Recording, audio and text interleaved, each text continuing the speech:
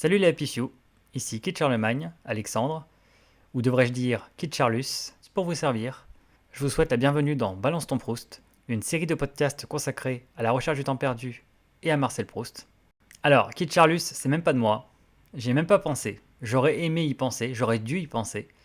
C'est une suggestion d'un ami proustien, justement, un grand fan de Proust et connaisseur, qui se reconnaîtra, que je salue bien chaleureusement, que j'aurai de toute façon l'occasion d'évoquer, et même avec qui j'aurai l'occasion de discuter de Proust, et vous serez invité à la conversation. Donc, en attendant, je vous souhaite la bienvenue dans cette série de podcasts consacrée à Proust et à la recherche du temps perdu. Un très très gros chantier, dans tous les sens du terme, aussi bien l'œuvre dont il s'agit que les présents podcasts, à œuvre extraordinaire, contenu extraordinaire. Ce n'est donc pas un podcast dont il va s'agir ici, mais de 15 podcasts, chacun d'une durée allant de 30 minutes à 2 heures, donc une bonne moyenne de 1 heure, 1h15. Donc au total, on va dire une bonne vingtaine d'heures bien tassées. Alors c'est beaucoup, c'est d'ailleurs un record pour moi. Mon dernier record pour un podcast, d'ailleurs qui est maintenu parce que c'est un podcast en un seul pan, en un seul morceau, non découpé, c'était un podcast de 6 heures et quelques. Là évidemment j'ai dû couper parce que c'est très vite devenu ingérable en un seul morceau. Alors ça peut paraître beaucoup, et c'est beaucoup, mais pour relativiser un petit peu, 20 heures en gros en durée, ça revient à peu près à 15% du temps de lecture de la recherche du temps perdu. En proportion, c'est comme si je vous parlais de 3 heures d'un roman de 500 pages. Quand on parle d'une œuvre aussi énorme que celle de Proust, en qualité comme en quantité, donc une œuvre de 3000 pages et où il y a autant de choses, la personne qui prétend parler de cela, non pas vous résumer cela, mais en tout cas un peu survoler l'œuvre et en dégager les thématiques principales et voilà, vous donner un peu un aperçu, qui prétend faire ça en moins de 10 minutes ou en moins de 4 minutes, alors ça fait rêver hein, pour ceux qui adorent les vidéos courtes sur YouTube, alors évidemment. Les personnes qui m'écoutent, les Happy Few, ce n'est pas le genre de la maison, c'est plutôt tout l'inverse, ils aiment bien les vidéos bavardes, c'est pour ça que vous êtes là, je vous remercie. Mais voilà, en tout cas, la personne qui prétend vous parler d'une œuvre aussi dense et aussi importante que celle-là, en 4 minutes, 10 minutes pliées, c'est un escroc, c'est un charlatan. Voilà, c'est tout. Il y en a plein, j'ai vu sur YouTube tout ça, c'est limite Proust en 10 minutes, tout ça, ça n'existe pas, c'est pas possible. On peut pas faire de magie à un moment donné. 3000 pages, on ne les résume pas, et même on ne les commente pas en 5 minutes, 10 minutes. C'est impossible. C'est comme si je vous vendais, comme dans le film Marie à tout prix, vos abdos en 7 minutes. Hein. Quand le gars dit mais non, en moins de 7 minutes, les muscles n'ont pas le temps de se chauffer, tout ça. Il y a des choses impossibles dans la vie qui demandent un petit peu de temps, hein, un minimum de temps. Vous ne pouvez pas avoir le beurre et l'argent du beurre. Si vous voulez carrément connaître l'œuvre de Proust, il faut prendre le temps de la lire. Donc en gros, les 3000 pages de Proust se lisent à peu près en 120 heures. Ce qui pour les gamers semblera rien, parce que bon, un jeu vidéo, ça vous bouffe au moins une quarantaine d'heures pour les gros jeux vidéo. Puis si en plus vous faites des quêtes annexes, vous passez du temps dessus, Pokémon, ça c'est des trucs chronophages. Les 100 heures, les gens les font largement, ils ne se rendent même pas compte. Bon bref, en tout cas, il faut bien 120 heures pour venir à bout de la recherche du temps perdu. Et une vie peut-être entière pour la redécouvrir et se replonger dedans et la lire et la porter en soi. Et donc, ce temps, on ne peut pas voilà, en faire l'économie déjà, bien sûr, pour connaître l'œuvre, mais même en tout cas juste pour en entendre parler, juste pour en discuter, pour planter les thématiques principales et faire une espèce comme ça d'introduction à la recherche, comme plusieurs auteurs se sont essayés à le faire, voilà, d'un peu d'introduire des nouveaux à cette œuvre. C'est pas en une petite brochure, en 5 minutes ou en 10 minutes qu'on fait ça. Il faut un minimum prendre le temps, c'est une question de proportion, c'est normal. Donc voilà, ça va être un petit peu long, mais écoutez, on a l'habitude sur cette chaîne, et puis voilà, en espérant que ça vous intéresse. Et c'est vrai que ça prend des proportions forcément différentes d'autres auteurs, parce que c'est une œuvre dense. Finalement, en termes de pages, beaucoup d'auteurs ont fait une œuvre aussi vaste, hein, parce que c'est finalement, en écrivant plein de romans, on obtient à peu près le volume de la recherche. La recherche du temps perdu, ça fait 3000 pages. Ça fait 7 tomes. 7 tomes, comme Harry Potter de J.K. Rowling. Les deux sagas font 7 tomes. Les deux sagas font plus de 3000 pages. Harry Potter fait même 4500 pages, mais bon, la typo est différente. Mais en nombre d'heures de lecture, c'est pareil. C'est 128-130 heures de lecture pour les deux livres. Et même La recherche du temps perdu et donc Harry Potter sont très en dessous de certaines sagas, pour le coup, presque interminables, en tout cas beaucoup plus denses. Par contre, en densité intellectuelle et émotionnelle, là, ça demande un talent, effectivement, particulier, qui fait que La recherche est un livre à part. Le nombre de pages, c'est bien. L'intelligence, la profondeur, le génie, c'est autre chose encore.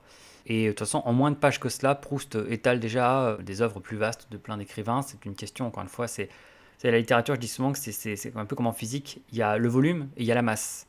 Hein. Et donc, ceux qui ont le moins de volume possible font la masse la plus forte, c'est eux qui font quelque chose de puissant. Vous pouvez faire un truc énorme en termes de volume, mais c'est du ballon de baudruche, c'est vide. Non, là en fait on a à la fois la densité, le volume énorme, et en plus niveau masse c'est énorme. Donc c'est plus une espèce de trou noir énorme qui absorbe tout. C'est assez impressionnant. On va être amené à en parler. Alors sur ces 20 heures de podcast, un peu éparpillés dans tous les différents chapitres, il y a un total cumulé d'environ 1 heure à 1 heure et demie d'extrait direct de la recherche du temps perdu, que j'ai directement extrait des livres audio. Donc vous voyez, bon, c'est pas énorme, mais c'est quand même l'occasion aussi hein, pour vous de voir un petit peu le texte. Hein, pour ceux qui sont fans, qui connaissent, bah, peut-être voilà, le plaisir de l'écouter, de le redécouvrir, voilà, de retrouver des passages fameux ou que vous aimez bien. Puis, pour ceux qui ne connaissent pas, c'est vraiment une occasion exceptionnelle bien, voilà, de directement voir, juger sur pièce, de voir à quoi ressemble une phrase proustienne, hein, à la sinistre légende, hein, voir si elle est justifiée ou pas, vous verrez. Hein. Dans un premier jet de l'enregistrement de ces podcasts, j'avais 7 heures. Et puis il s'est passé quelque chose d'assez inédit par rapport à mes méthodes habituelles pour les podcasts. Ceux qui connaissent un peu ce que je fais savent que j'aime l'improvisation, j'aime la spontanéité. Donc moi, c'est vrai que je ne fais pas de plan, je n'écris pas de texte. Je me mets devant mon micro et j'improvise. Puis voilà, puis il n'est pas rare qu'en une seule prise, vraiment, hein, sans même interrompre quoi que ce soit, eh bien, j'ai enregistré mon podcast. Et puis j'ai plus qu'à éventuellement faire 2-3 coupures sur des petits moments de pause ou de silence ou des petits bafouillages. Mais voilà, moi généralement, mes podcasts, c'est un audio, ou alors éventuellement c'est 2-3 si j'ai fait des petits ajouts ou des petites coutures par-ci par-là. Mais là, j'avoue que la situation m'a un petit peu échappé parce qu'avec ces podcasts, alors que si j'avais fait comme d'habitude, j'aurais dû obtenir 15 podcasts, 15 pistes audio, et éventuellement, grand max, s'il y avait 2-3 pistes audio par podcast, bon, moi, j'aurais dû en obtenir allez, 30-45 audios, ce qui est déjà beaucoup. Hein, voilà. Au total, j'aurais dû faire 30-45 audios pour 15 podcasts. Or, là, j'atteins plus de 400 fichiers audio pour cette série de podcasts. Pour 15 podcasts, j'ai plus de 400 audios. C'est complètement inédit pour moi. Ça m'est jamais arrivé d'avoir un tel foutoir d'audio. Sinon peut-être pour mon docu-fiction sur Baudelaire, hein, Baudelaire House, effectivement où j'ai beaucoup de choses. Mais là sur les simples podcasts, c'est complètement inédit. Donc c'est assez marrant parce qu'en fait, je me suis retrouvé, assez ironiquement, à travailler de la même façon que Proust lui-même. C'est pour un podcast sur Proust, j'ai travaillé comme Proust malgré moi. C'est-à-dire que déjà, bon, ça à la rigueur je le fais toujours, mais je travaille la nuit, vous le savez, déjà je suis noctambule comme Proust. Donc moi déjà je fais toujours mes podcasts la nuit. Donc j'ai toujours travaillé entre en gros 21 h et 8 h du matin. Mais en plus du rythme nocturne que j'ai déjà en commun avec lui d'habitude, et d'ailleurs dans lequel aussi j'ai lu son œuvre, hein, j'ai lu son œuvre comme il l'a écrite, hein, la nuit. Mais voilà, en plus de cela, j'ai comme lui travaillé par ajout. J'ai fait un premier jet donc, voilà, de 6-7 heures de podcast. Et après, tout le reste, c'est ajout, sur ajout, sur ajout. J'ai fait des paperoles. J'ai fait des paperoles verbales. D'ailleurs, pas que verbales, parce qu'à la fin, j'étais tellement perdu dans la nuée de fichiers que j'avais que j'étais obligé en fait de faire des post-it et de tout retranscrire par écrit, etc. Enfin voilà, une vraie galère, hein, un vrai labyrinthe. Je me suis égaré moi-même dans mon propre bazar. Là, j'étais un petit peu dépassé. Mais voilà, plus de 400 audios. Alors, ce que j'ai entrepris avec ces podcasts, enfin, ou plutôt ce à quoi j'ai abouti, hein, parce que moi, ce que j'ai entrepris au départ, c'est un banal podcast. Hein, je ne savais pas que je me lançais dans un truc aussi dense. Pour moi, voilà, j'allumais mon micro, puis je pensais que au plus tard, 4-5 heures plus tard, c'était fait, j'avais raconté ce que j'avais à dire et puis c'était bon. Je ne m'attendais pas à accumuler autant d'heures et à partir dans un truc aussi dense, compliqué, ambitieux. En tout cas, oui, bon, ce que j'ai entrepris dans ce podcast ou ce que j'ai accompli, je pense que c'est assez inédit sur YouTube. Je dis pas ça souvent, mais là, pour le coup, je pense que c'est juste vrai. À mon avis, je ne vais pas faire mon Jean-Jacques Rousseau en disant que je forme ici une œuvre qui n'eut jamais d'exemple, etc. Je ne vous refais pas le préambule des confessions. Mais il me semble que ça n'a pas été souvent fait, voire jamais fait, ce que je fais là pour Proust. Il y a beaucoup de contenu sur Proust sur YouTube, j'ai pas tout regardé ou tout vérifié, j'ai pas fait une recherche, une étude de marché avant. Je sais que à l'occasion là du centenaire de sa mort, 1922-2022, France Culture s'est lancé justement dans une année entière de podcasts. Il y a beaucoup de choses. Eux pour le coup, effectivement, là, eux je peux pas les suivre, je peux pas les rattraper. En tout cas en termes de productivité, voilà. Mais bon, il faut préciser qu'ils font des podcasts moins longs que moi, qu'ils sont plusieurs collaborateurs dessus. Ils ont des auteurs qui font les fiches, ils ont des intervenants, enfin bref, ils ont beaucoup de moyens que je n'ai pas. Moi, je suis tout seul face à mon ordi et mon micro, je n'ai que moi. Personne ne m'a aidé, personne n'a fait mon montage, personne n'a lu les textes pour moi ou n'a fait mes fiches, etc. J'ai pas d'intervenant. Voilà, donc là, c'est entièrement mon contenu, il y a ça aussi. Mais c'est vrai que voilà, sur YouTube, non, je ne pense pas qu'il y ait beaucoup d'équivalent à ce que je me retrouve à proposer là, aussi bien en termes de longueur, hein, donc une vingtaine d'heures de contenu sur Proust par une seule personne, mais aussi en fait qui couvre autant de questions, de thématiques en profondeur. Ce que j'ai vu, moi, c'est beaucoup de vidéos, quelques conseils pour commencer la recherche, un roman trop long, ce que j'ai pensé de la recherche, etc., avec des vidéos assez courtes, hein, en gros du booktubing, hein, les booktubeurs, etc., surtout les booktubeuses. Donc c'est vrai que finalement, là, ce que je vous fournis, cette vingtaine d'heures, c'est un petit peu comme une vingtaine d'heures de séminaire, en fait, hein. C'est un peu comme un séminaire ou une espèce de cours, je sais pas trop. Enfin, en tout cas, c'est quelque chose que j'aurais très bien pu faire proposer en TD dans une université, même si, bon, c'est un petit peu trop explicatif pour ça. Là, c'est un peu plus de la présentation, de l'introduction, de la vulgarisation, un peu de pédagogie, voilà, mêlée de réflexion personnelle. Donc, exercice ambitieux. Euh, Assez inédit finalement sur la chaîne, puisque j'ai pas été amené vraiment à faire ça sur d'autres auteurs. Euh, à l'époque de la grande époque des lives, je l'ai un petit peu fait parce que je parlais un petit peu de mes lectures au fur et à mesure, et c'est ça que j'avais eu des coups de cœur énormes sur des textes comme le L'Ève futur de Villiers l'Isle-Adam. Ça, c'était vraiment de mes coups de cœur les plus forts. Donc, je me souviens que j'avais fait tout un live où je racontais l'histoire de L'Ève futur de Villiers l'Isle-Adam, où je lisais des extraits, où j'expliquais pourquoi ça m'avait autant touché. Je l'ai fait comme ça ponctuellement sur des textes. Je l'ai bizarrement pas fait sur Baudelaire parce que en fait ma découverte de l'œuvre de Baudelaire a été trop en coïncidence avec la création de la chaîne et en fait avec les premiers projets ambitieux que j'avais et certains qui n'ont pas encore vu le jour. Donc finalement ma présentation de l'œuvre de Baudelaire c'était Baudelaire House, le docu-fiction Baudelaire House qui au moment où j'enregistre ce podcast n'existe toujours pas à l'état publié, existe à l'état dans mes montages mais voilà il n'a pas été mis en ligne. Quant à Stendhal, c'est une découverte d'adolescence, donc je suis souvent revenu dessus, mais je ne l'ai pas fait en direct. Donc c'est vrai que par circonstance, il se trouve que Proust s'avère être peut-être le premier auteur dont je vais comme ça présenter en fait ma découverte de l'œuvre, ma lecture de l'œuvre, donner un avis, faire une espèce de présentation ordonnée. Voilà, ça tombe comme ça. Coïncidence de timing en plus, ce podcast arrive en fait en cette année 2022. Sachant que c'est le centenaire de la mort de Proust. Proust est mort le 18 novembre 1922. Voilà, donc ça ne s'invente pas. J'ai pas fait exprès, hein, c'est une pure coïncidence. Moi j'ai lu Proust durant l'année, j'allais dire 1921. J'ai lu Proust durant l'année 2021. Et puis bah voilà, du coup, le temps que je digère ma lecture et que je fasse le podcast, ça y est, on est en 2022, l'année du centenaire où il va y avoir une pluie d'ouvrages sur lui. Donc normalement vous allez beaucoup entendre parler de Proust, hein, donc vous serez paré, hein, parce que vraiment, vous allez beaucoup entendre parler de lui. Il y aura des reportages, des émissions, sans doute des diffusions d'adaptation, des colloques, des conférences, plein de publications opportunistes par des escrocs et des improusteurs, justement. Et oui, il y en a même à ce niveau-là, hein, et même beaucoup plus qu'on ne croit. Alors, la principale difficulté de cette série de podcasts, et ce qui a fait, à mon avis, que ça a été si long à faire finalement, que c'était plus compliqué que prévu, et qu'il y a eu autant d'audio, hein, que je me suis retrouvé comme ça, plus de 400 audios et sans cesse des ajouts et tout, c'est que je me suis retrouvé un petit peu à la croisée de plusieurs démarches qui se contredisaient un petit peu, qui se gênaient un peu mutuellement. En fait, j'ai été un peu indirectement victime de mon concept, hein, ou de mon approche en général. Vous savez qu'un des mottos de la chaîne, c'est de faire se rencontrer culture classique et pop culture. Et donc là, ce qui m'a compliqué la tâche, c'est que je m'adressais à toutes sortes de personnes très différentes en même temps. Quand j'avais en tête que je m'adressais à des gens qui majoritairement peut-être n'auraient pas lu la recherche, ne connaîtraient pas du tout Proust, ou alors très peu, eh bien là, ça exigeait que je prenne du temps pour poser les choses, pour contextualiser, pour présenter un petit peu l'œuvre, les personnages, les thématiques, etc. Donc là, c'était tout le pan, tout le versant pédagogique, explicatif, et donc de raconter en fait des choses, bien qu'un connaisseur n'aurait pas besoin de réapprendre ou de savoir. Inversement, quand j'avais en tête que je m'adressais peut-être à des connaisseurs, à des fans, peut-être même essentiellement à ça, peut-être qu'il n'y a que les fans et les connaisseurs que ça intéressera, tous ces longs podcasts après tout, et bien là du coup je me disais que c'était pas si nécessaire que j'explique autant de choses, même que c'était dispensable et même chiant, parce que bon, c'est très désagréable de se faire expliquer des choses qu'on sait déjà, qu'on connaît déjà, mais aussi du coup il y avait une exigence, parce que si je m'adresse à des gens qui connaissent très bien, qui sont très fans, mais il ne faut pas que je raconte n'importe quoi quand même. Et puis une troisième contrainte là qui concerne un public comme l'autre, eh bien c'est le fait que j'ai dû découper en plusieurs podcasts, ce qui n'était pas prévu à la base. Moi j'aime bien faire des podcasts en un seul morceau, en un seul pan, parce que j'aime pas trop, entre guillemets, éparpiller mon auditoire, hein, voilà, perdre un petit peu les gens.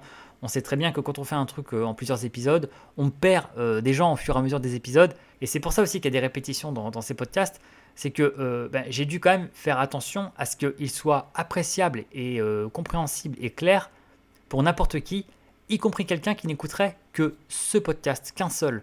Il me tenait à cœur en fait que les podcasts soient appréciables de façon autonome, indépendamment les uns des autres.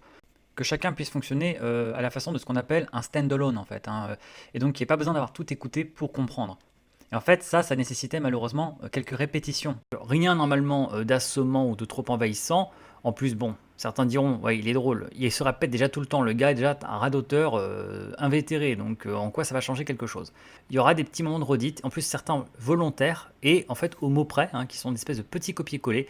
J'en ai fait le moins possible, j'en ai pas fait beaucoup parce que voilà, j'aime pas faire ça et c'est pas terrible pour ceux qui vont tout écouter. Parce que forcément, les podcasts ont des thématiques qui se recoupent. Elles parlent de la même chose au fond. Donc, comme ces thématiques se recoupent, il y a des croisements en fait, hein. Il y a des croisements de sujets, des croisements de propos, de podcast à podcast. Donc, c'est normal, c'est des répétitions. Je m'en excuse parce que c'est pas très agréable de dire tiens, j'ai déjà entendu ça. Voilà, ça part un peu dans tous les sens. On sent peut-être un petit peu la croisée des types de publics, hein, voilà, on sent par moment que je m'adresse peut-être plus aux néophytes, à ceux qui connaissent pas du tout et que je suis plus dans une posture de vulgarisation. On sent par moment que je suis plus dans l'entre-soi des fans et des connaisseurs où on parle un petit peu entre nous, je fais part de mes remarques, je fais des allusions, de private joke.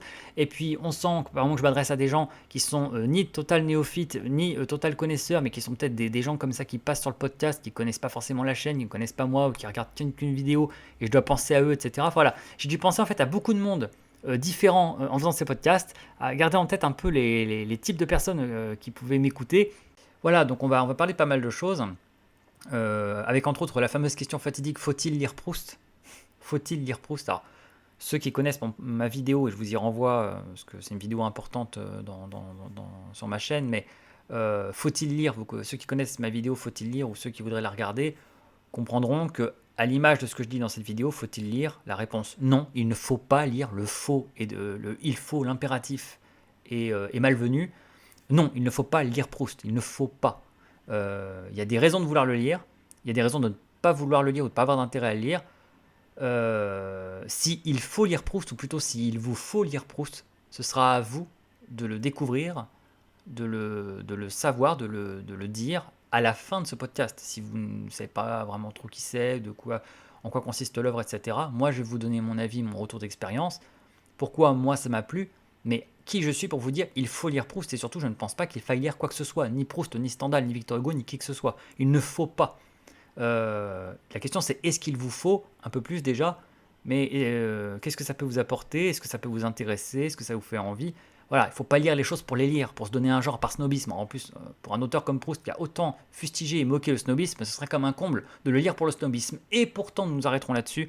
C'est fou comme c'est un des auteurs les plus lus par snobisme et les plus vantés par snobisme. Parce qu'il faut avoir lu Proust, parce qu'il faut avoir vanté Proust. En fait, les gens ne l'ont pas lu, n'ont rien compris, certains, c'est du pur snobisme. Donc, le snobisme intellectuel et littéraire est très courant dans le monde des classiques, malheureusement, il y en a dans tous les domaines, mais voilà. Eh bien, Proust n'échappe pas à la règle et même est très victime de ça, ce qui est une grande ironie pour quelqu'un qui a autant détesté et moqué le snobisme. Donc, je reviens quand même à cette question, faut-il lire Proust, hein? Je répète, non, il ne faut pas lire Proust. Moi, j'aurais détesté qu'on me dise ça, je déteste ce genre de formule avec la lecture, il faut lire, il faut que tu vois ça aussi. Les gens ils font ça aussi pour les films et pour les séries, il faut que tu vois ça. Alors, je sais que parfois, on est passionné par quelque chose, on a été touché, dans notre excès d'enthousiasme, on a tellement envie de partager ça, on a tellement envie déjà de le partager au sens de l'offrir aux autres, mais aussi on a tellement envie d'avoir des gens avec qui en parler que on tombe un peu dans cet excès de croire que parce que ça nous a touché plus, ce serait pareil pour tout le monde. Il faut que tu vois ça, il faut que tu écoutes ça, il faut que tu lises ça. Moi, je suis revenu de ça depuis très longtemps, j'ai jamais aimé cette approche-là des choses, le faire subir aux autres ou le subir. Et pour moi, c'est une contre-publicité. Et on peut me rabâcher pendant des années, il faut que tu lises ça. Si moi, j'ai pas trouvé mon compte là-dedans, eh bien, je ne le lirai pas, je le regarderai pas. Et ça peut exaspérer les gens parce que parfois, des gens pendant des années m'ont dit mais je t'avais dit qu'il fallait que tu lises ça et tout. Bah oui, mais tu m'avais dit il faut, mais tu m'avais pas expliqué ce que moi j'allais trouver pour mon compte. J'avais bien compris ce que toi t'avais trouvé, mais ce qui toi peut t'intéresser n'est pas ce qui moi peut m'intéresser. Et les gens qui ont réussi parfois à me convaincre de lire quelque chose ou de voir quelque chose, c'est quand ils ont fait un conseil avisé qui a consisté à se mettre à ma place et à dire tiens, toi par rapport à ce qui t'intéresse, jette un coup d'œil de ce côté-là, ça pourrait peut-être t'intéresser, peut-être que ça, j'ai l'impression que ça résonne dans tes thématiques, dans tes préoccupations. C'est là que ça marche. Et moi, c'est comme ça que j'ai réussi à rencontrer Proust, parce qu'à un moment donné, j'ai vu que ça résonnait dans des thématiques qui m'intéressaient. Mais tant qu'il y a juste quelqu'un qui arrive péremptoirement, c'est très péremptoire, et dit oh, c'est le meilleur livre de tous les temps, il faut que tu le lises.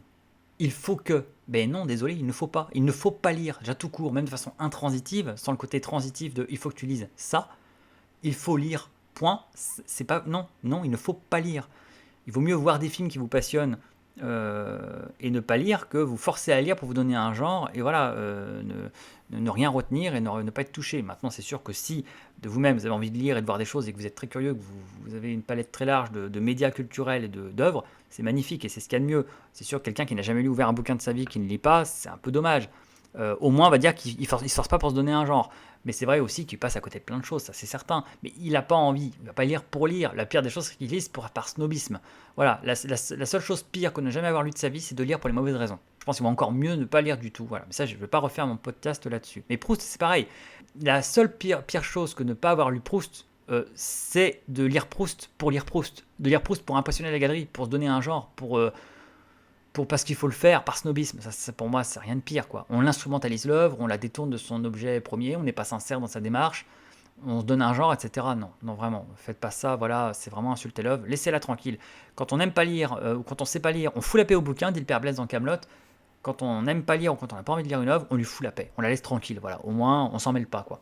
Moi, pendant des années, je me suis pas mêlé de Proust, personne ne m'entendait en parler, je n'en parlais pas parce que je ne connaissais pas, donc je parle pas de ce que je connais pas, et j'avais pas envie de connaître à ce moment-là, bon, bah, je m'en mêlais pas, et je laissais Proust à ceux que ça intéresse, je laissais Proust aux Proustiens, et je faisais pas mon snob en disant mon livre préféré, alors j'ai temps perdu, Proust, c'est grandiose, c'est magnifique, vraiment la Madeleine, le temps, les souvenirs, voilà, en rebalançant comme ça au hasard les choses qu'il faut dire pour se donner l'air d'avoir lu le livre, non, hors de question. Voilà. Maintenant, effectivement, je suis venu, j'ai lu, j'ai vécu, et donc du coup, bah oui, je peux parler de l'ouvrage et avec grand plaisir, et je vais vous en parler. Maintenant, si je devais me prononcer sur cette question de faut-il lire Proust, ma réponse par défaut serait plutôt non, il ne faut pas lire Proust.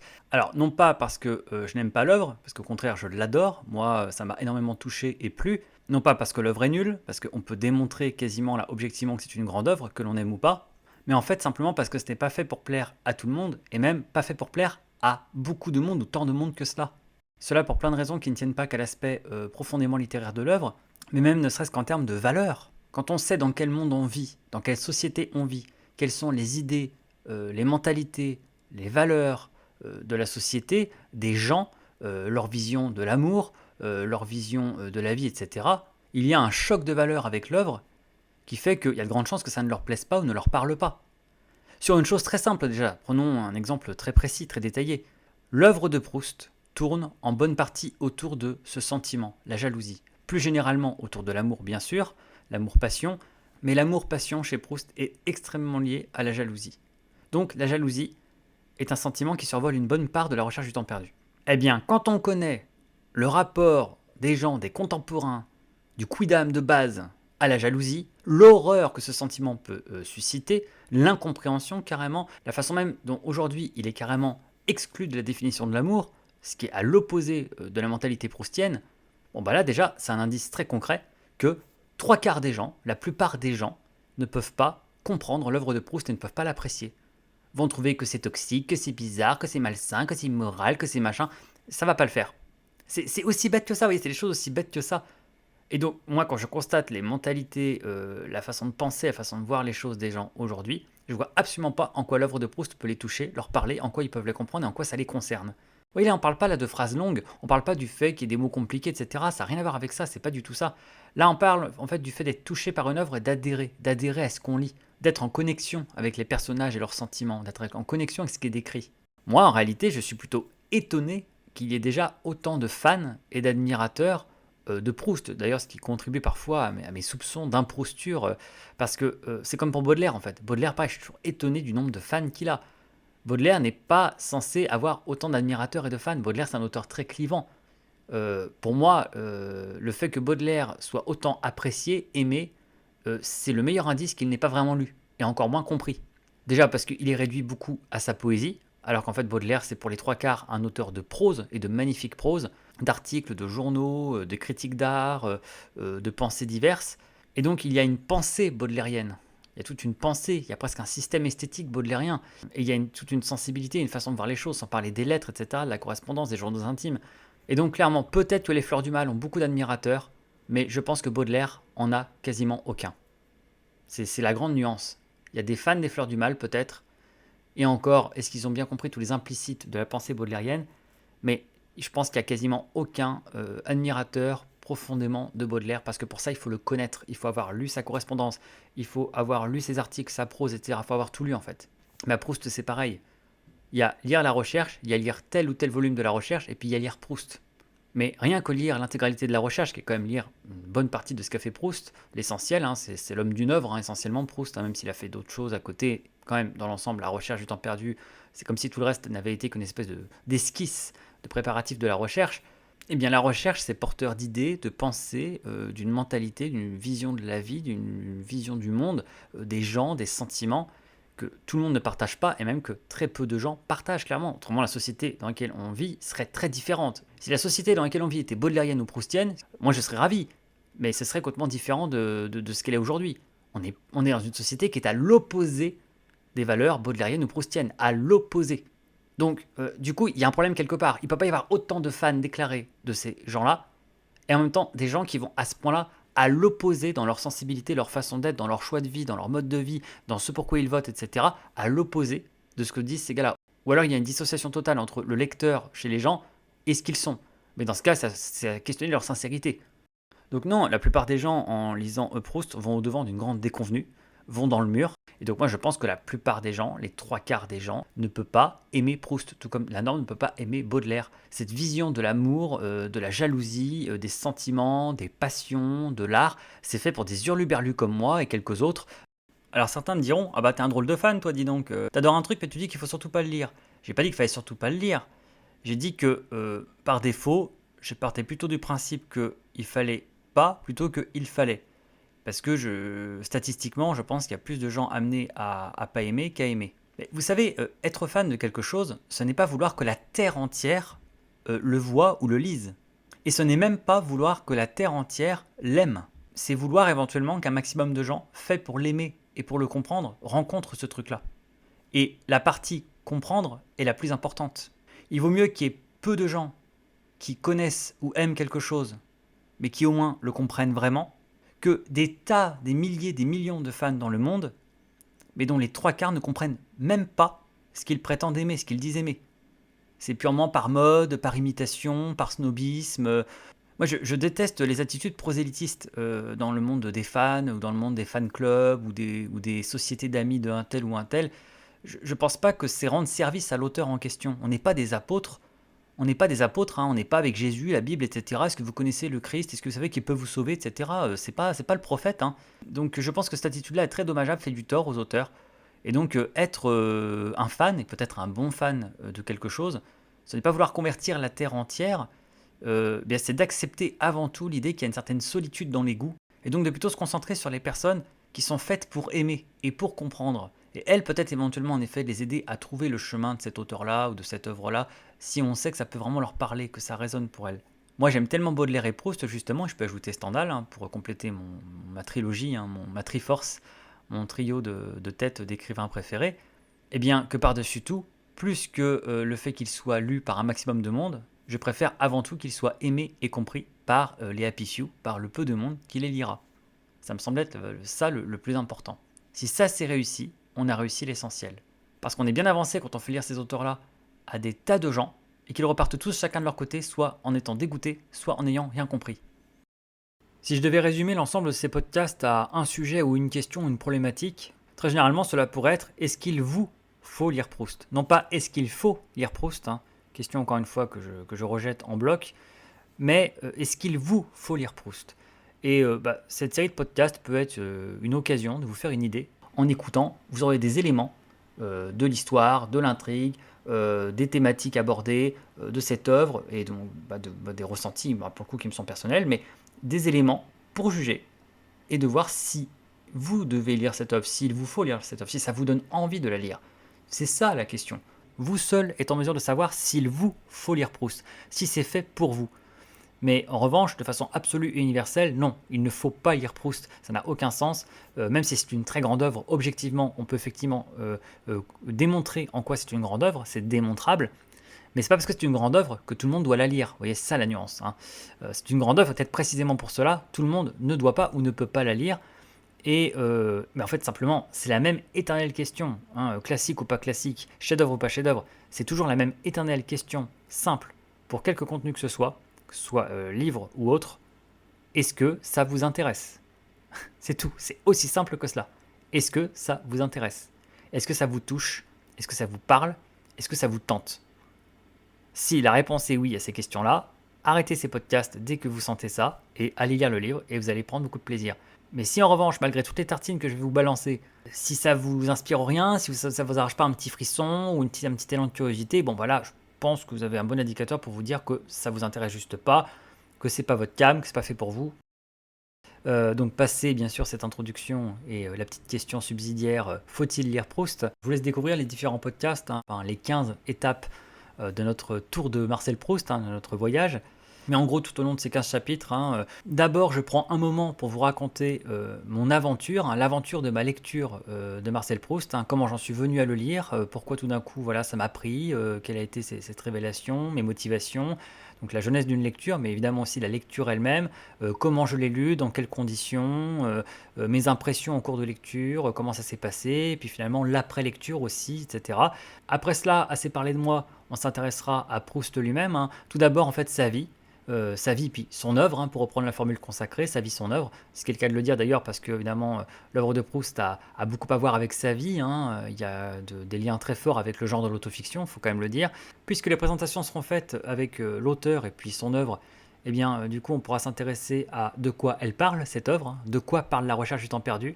C'est un roman, c'est un essai, c'est les deux à la fois, ça raconte, ça disserte, mais ça raconte quoi et ça disserte sur quoi? Voilà, donc on s'intéressera à de quoi parle la recherche au sens large, non seulement au sens narratif de ce que ça raconte, parce que la recherche ça raconte quelque chose, c'est une histoire, ça a un début, un milieu, une fin, un récit linéaire, chronologique, tout ce qu'il y a de plus classique. Et puis plus intéressant, on se penchera sur de quoi parle la recherche sur le plan thématique. Quel thème aborde la recherche? Quelles notions, quelles idées, quelles dimensions? Et justement, en parlant de dimensions, on s'arrêtera sur 3 dimensions en particulier, hein, les 3 principales de l'œuvre, hein, les 3 piliers de la sagesse proustienne dans La Recherche du temps perdu. Tout d'abord le temps, ensuite l'amour et enfin l'art. Après cela, changement de cap, on s'arrêtera sur une dimension très concrète que sont en fait les mots. Les mots et les noms chez Marcel Proust. Ces phrases ont une réputation terrible, hein, de phrases hyper longues, interminables, très compliquées. Du coup, on en déduit que son vocabulaire aussi est très obscur, etc. Eh bien, on s'intéressera concrètement en fait aux mots chez Marcel Proust et on découvrira en fait la modernité de son langage. Et puis avec les noms, on s'intéressera aussi évidemment à l'onomastique, hein, l'onomastique proustienne. Hein. L'onomastique, hein, c'est le choix des noms, la science des noms dans la littérature. Hein. Donc chez un écrivain. Pourquoi un écrivain choisit tel nom et pas un autre, hein, tel prénom, tel nom de famille, hein. Quand les gens choisissent un prénom pour un enfant, ils font attention à ce que symbolise le nom, à comment il sonne, etc. Bah, imaginez un écrivain, ses personnages ce sont ses enfants, et du coup voilà le soin qu'il met à choisir un nom pour ses personnages, pourquoi il a choisi celui-là et pas un autre. Mais on s'intéressera aussi au vocabulaire fétiche de Proust, aux mots qu'il aime bien, aux idées que ça recouvre en fait, aux thématiques, etc. Et au nombre de mots chez Proust et au temps que ça prend de lire La Recherche. On y verra entre autres que Harry Potter et La Recherche du temps perdu, c'est quasiment le même nombre de mots. On y découvrira aussi l'une des toutes premières engueulades au téléphone de l'histoire de la littérature. Après les mots et les noms, eh bien qui dit nom dit personnage, donc on s'intéressera aux personnages eux-mêmes. Les personnages de La Recherche, il y en a beaucoup, mais voilà, les principaux évidemment, c'est un peu plus restreint déjà. On s'intéressera donc aux principaux personnages, qui ils sont, leurs principales caractéristiques. Et pourquoi personnellement je ne les aime pas beaucoup, pourquoi les personnages de La Recherche en soi je les apprécie pas énormément, j'aime La Recherche mais les personnages c'est autre chose. Les personnages ils font l'âme de La Recherche, aussi bien sa part d'émotion mais aussi sa part de drôlerie, et donc on s'intéressera à une dimension trop méconnue, assez insoupçonnée de La Recherche du temps perdu, qui est son humour, et pourtant voilà une dimension très présente, surtout dans certains tomes. Donc voilà, on fera une démonstration. Là pour le coup, je laisserai plutôt le texte parler. Hein. Une bonne blague ne s'explique pas et ne se commente pas, elle se raconte. Hein. Mais voilà, on s'intéressera à l'humour dans La Recherche du temps perdu, au côté sketch que peut avoir ce texte. Et puis on basculera sur des questions plus générales autour de l'œuvre, à commencer par bien son statut de classique. Pourquoi La Recherche du temps perdu est devenu un classique et comment cela est arrivé? Et puis, ben, comment de classique, en fait, c'est carrément même devenu quasiment une icône de pop culture, en fait, hein, une icône populaire, hein, puisque bien au-delà du cadre scolaire ou du cadre littéraire, eh bien, on est très nombreux, quasiment tous, en fait, bien non seulement avoir déjà vu un portrait de Marcel Proust, savoir à quoi il ressemble, mais surtout à connaître la Madeleine de Proust, le questionnaire de Proust, et d'autres choses comme ça encore, qui font carrément partie en fait, d'un folklore national. Et donc ça, en fait, là, on sort de la culture purement classique et on est dans la pop culture, là. Donc justement, on s'interrogera en fait sur le statut de Proust, en fait, entre classique et icône pop. Et puis, bah, qui dit icône pop ou icône classique, dit forcément, en fait, un certain crédit social ou intellectuel à connaître ou aimer Proust, et donc bien autant d'imposteurs qui sont candidats au fait de se rendre intéressants ou bien de faire un peu de pédanterie sur le dos de Proust. Et donc on s'intéressera en fait aux imposteurs, hein, à tous ces faux lecteurs de Proust, à ces faux fans ou ces fans autoproclamés ou déclarés, ou ces gens qui cherchent juste à briller en société. Pourquoi justement Proust attire ce genre de personnes, donc ce que j'appelle les improusteurs, hein, voilà, des imposteurs propres à Marcel Proust, parce que tous les auteurs, tous les grands classiques en ont, mais évidemment plus un classique a une cote, plus il va en avoir, et donc Proust se trimballe une sacrée ribambelle d'improusteurs, étant donné sa cote littéraire. Et puisqu'on les tiendra, les improusteurs, eh bien, on verra aussi la façon dont on peut éventuellement les débusquer, hein, les démasquer. Pour finir, on se promènera dans divers médias, à commencer en fait par le cinéma, la télé, les films en général, avec un podcast consacré en fait aux adaptations de Marcel Proust, hein, de La Recherche du temps perdu, aux diverses adaptations au cinéma ou alors à la télévision, et même de façon plus générale. On s'interrogera sur les relations entre Proust et le cinéma, sur les adaptations en fait, sur le principe d'adaptation en général. Extrait à l'appui, on prendra le temps de regarder un petit peu tout ça, de s'arrêter sur les différentes adaptations de La Recherche. Je vous donnerai mon avis dessus, mon ressenti, je les ai toutes vues. Et puis on retournera au livre, hein, avec une petite visite, hein, du rayon Proust de ma bibliothèque. Même si, bon, rayon, c'est beaucoup dire, hein, parce que justement, je n'ai pas beaucoup d'ouvrages sur Proust, hein, j'ai avant tout des ouvrages de Proust. Et voilà, bon, j'ai quand même quelques ouvrages annexes, quelque chose autour, donc j'en profiterai pour vous montrer tout ça, pour vous présenter quelques ouvrages, vous faire quelques recommandations. Voilà, là on sera un petit peu dans la partie goodies, un produit dérivé, hein. Comme après toute bonne attraction, hein, quand on a eu des sensations fortes, eh bien on sort par la boutique de l'attraction, puis on en profite éventuellement pour acheter quelques souvenirs, quelques achats, éventuellement la photo, hein, dans l'attraction. Si vous voulez la photo de vous quand vous faites la tête ou quand vous baillez pendant mes podcasts, eh bien achetez-la, bien sûr, elle est disponible à la sortie de l'attraction pour seulement 45 euros. Voilà, donc non, ce sera un peu la partie voilà, boutique souvenirs, goodies, hein. Je vous présenterai un petit peu les différents produits dérivés que j'ai autour de Proust, hein, mais essentiellement voilà, des ouvrages, des livres, éventuellement des BD, et je vous donnerai un petit peu mon avis dessus, quelques recommandations, mais en tout cas c'est loin d'être exhaustif et c'est volontaire. Et puis, enfin, pour finir, un petit bonus après tout ce long périple, eh bien, je me suis prêté au questionnaire de Proust, une fois de plus. Parce que le questionnaire de Proust, je m'y suis déjà essayé plusieurs fois au cours de ma vie, hein. Depuis déjà mon adolescence, hein, je l'ai fait pour la première fois, je crois, j'avais 16, 17, 18 ans. Et puis je l'ai refait comme ça de temps en temps, voilà, tous les 5-10 ans à peu près, hein, voilà. Donc là, je m'y suis essayé à nouveau, hein, de façon un petit peu comme ça, informelle, hein, en improvisation. Voilà, donc ça fera un petit peu office de FAQ au bout de cette longue chaîne de podcasts, hein. Et puis voilà, écoutez, je crois qu'on aura fait le tour et qu'on aura fait un beau voyage à Proustland après ça. Alors je précise au passage qu'il y aura peut-être encore un autre bonus à cette série de podcasts, hein. Décidément, quand il n'y en a plus, il y en a encore. Il est prévu que je fasse un live spécial ou alors un podcast spécial, je sais pas, ce sera l'un ou l'autre, avec Henri de Montvallier, que certains d'entre vous connaissent, hein, soit parce que vous l'avez vu sur ma chaîne, soit parce que vous avez pu lire ses ouvrages éventuellement, vous connaissez son travail. Et donc il avait très envie d'en parler avec moi et d'avoir une discussion en fait avec moi sur le sujet, de la partager avec vous, voilà, qu'on fasse une petite discussion tous les deux au sujet de Proust, une espèce de petit débat, qu'on échange un peu nos impressions, nos avis. Ça promet, ça donne très envie en tout cas, ce sera avec grand plaisir que je discuterai avec Henri de Montvallier comme toujours déjà, voilà, quelqu'un que j'apprécie beaucoup. Et en plus au sujet de Proust, ce sera doublement un plaisir. Et voilà, donc ça va se faire normalement, donc écoutez, on vous tiendra au courant. Voilà, écoutez, hein, donc je vous souhaite une fois de plus la bienvenue dans cette série de podcasts sur Marcel Proust et la recherche du temps perdu, en espérant que ça vous plaise, que ça vous intéresse. Et voilà, donc je vous souhaite une bonne écoute, une bonne visite. Vous pouvez picorer, hein, voilà, les chapitres peuvent s'écouter dans l'ordre de publication, hein, mais il n'y a pas de souci. Vous pouvez picorer dedans, vous vous servez, vous écoutez dans l'ordre que vous voulez et ce que vous voulez.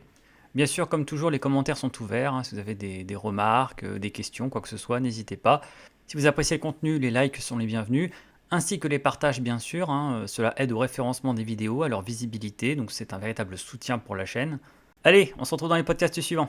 C'est parti!